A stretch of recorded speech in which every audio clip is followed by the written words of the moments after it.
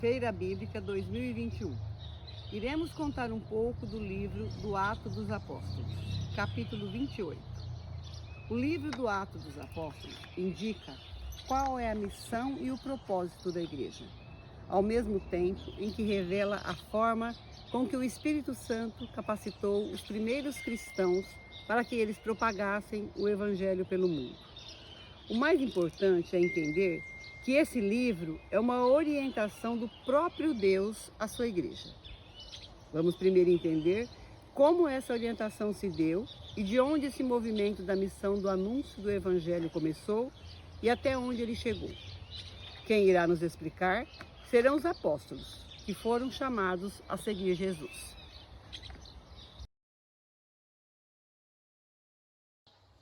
Eu e os apóstolos estávamos em uma colina próxima a Jerusalém. E Jesus, antes de ascender aos céus, nos disse: o Espírito Santo descerá.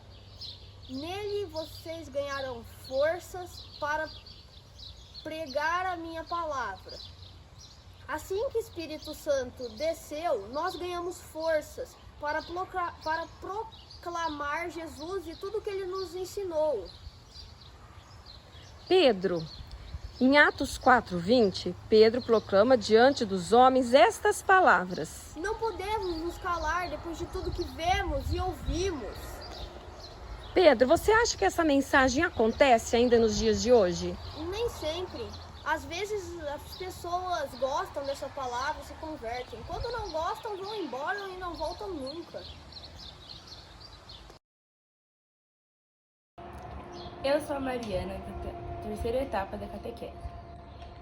Mariana, você acha que a história do cristianismo, ela continua em nós, em nosso meio? Sim, o cristianismo, ainda hoje, continua a se propagar através de Roma e através de cada um de nós. Como isso acontece? Cada vez que falamos a alguém dos ensinamentos de Jesus, falando do Evangelho, estamos anunciando o reino de Deus e Jesus. E também através dos nossos testemunhos do dia a dia. E através de Roma, temos os ensinamentos das catequeses, do nosso pastor, que é o sucessor de Pedro, hoje o Papa Francisco. Com esses ensinamentos, nos fortalecemos na fé, levando adiante a missão de evangelizar e anunciar para todos.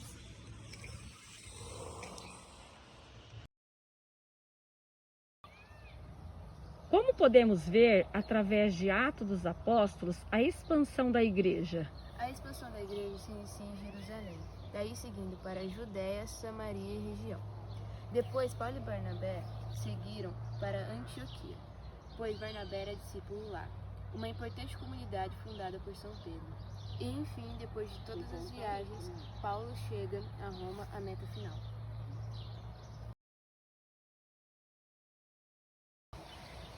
Paulo, por que você pregou o evangelho aos pagãos? Eu, Paulo, preguei primeiro aos judeus, e diante da resistência de muitos, anunciei o evangelho aos pagãos e a todos interessados na mensagem de Jesus.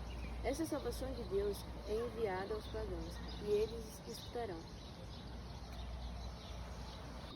Como foi a trajetória de Paulo até chegar a Roma, sendo na primeira viagem com permissão para pregar e a segunda como prisioneiro?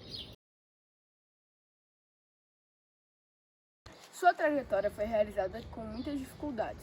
Convertido pouco depois do martírio de Estevão, mais ou menos pelos anos de 36/37, Paulo permaneceu algum tempo em Damasco, em Jerusalém e em Tarso, sua cidade natal. Foi expulso de Damasco e tempo depois ele foi para Jerusalém, onde estabeleceu relação com os apóstolos.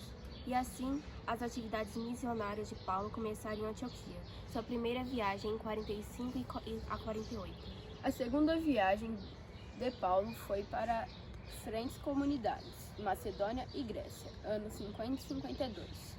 A terceira viagem, entre os anos de 53 e 58, seguiu para Efésios e voltou para Jerusalém, onde foi preso pelos romanos e enviado a Roma.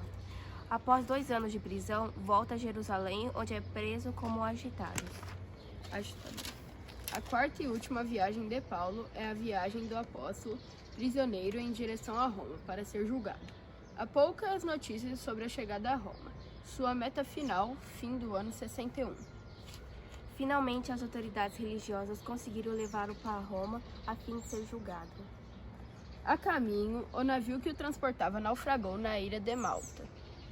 Ali, foi picado por uma cobra venenosa, mas não fez dano algum. Depois de passar 3 meses em Malta, ele e seus guardas navegaram para Roma. O livro de Atos encerra com as atividades de Paulo em Roma. Vemos que ele pega os principais judeus.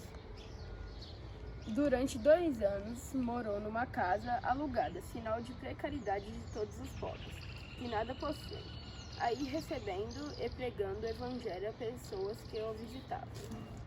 Encerra a história de redenção registrada na Bíblia. O evangelho tinha sido rapidamente plantado em solo gentil, e a maioria das cartas epístolas havia sido escritas. A igreja estava no processo de separar-se da sinagoga judaica e tornar-se uma organização distinta. Paulo morreu em Roma entre os anos de 64 e 67.